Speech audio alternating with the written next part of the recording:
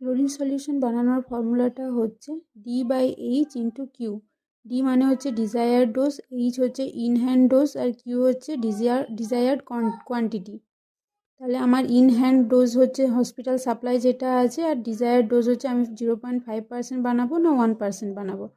এক্ষেত্রে আমাদের হসপিটাল যদি 35% সাপ্লাই থাকে, 35 মানে যে সলিউশনটা সাপ্লাই আছে তার মধ্যে 35% ক্লোরিন আছে, তাহলে আমরা 0.5% কীভাবে বানাবো, 0.5 বাই হচ্ছে 35% ইন্টু 1000 ml, মানে 1 লিটার জলে আমরা বানাচ্ছি। সেক্ষেত্রে এটা দেখা যাচ্ছে এটা হচ্ছে 15 গ্রামের মতো হয়।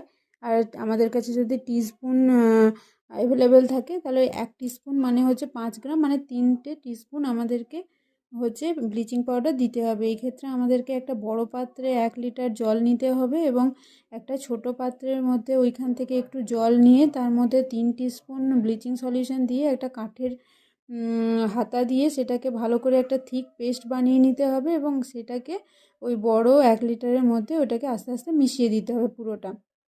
যদি ওইভাবে না মেশায় তাহলে কিন্তু দানা দানা ওপরে ভাসতে থাকবে, ভালোভাবে মিক্সবে না। আর হচ্ছে যে আমাদের ওই যে ব্লিচিং পাউডারটা আছে ওটাকে কিন্তু সানলাইট থেকে দূরে রাখতে হবে, এয়ারটাইট কন্টেনারে রাখতে হবে। আর আমাদেরকে এটা কি ইউজ করতে কাজে লাগে, আমরা ডিসইনফেক্ট করি ইনস্ট্রুমেন্ট, ট্রে, গ্লাভস, এই সমস্ত কিছু। কিন্তু আমাদেরকে এটা প্রতি শিফটে চেঞ্জ করে নিতে হয়। যদি হচ্ছে তার আগে কালার চেঞ্জ হয়ে যায় বা অনেকটা পরিমাণ ইনস্ট্রুমেন্ট ডোবান অনেকটা টাইম নষ্ট হয়ে যায় তাহলে কিন্তু আমাদেরকে চেঞ্জ করে দিতে হবে আগেই।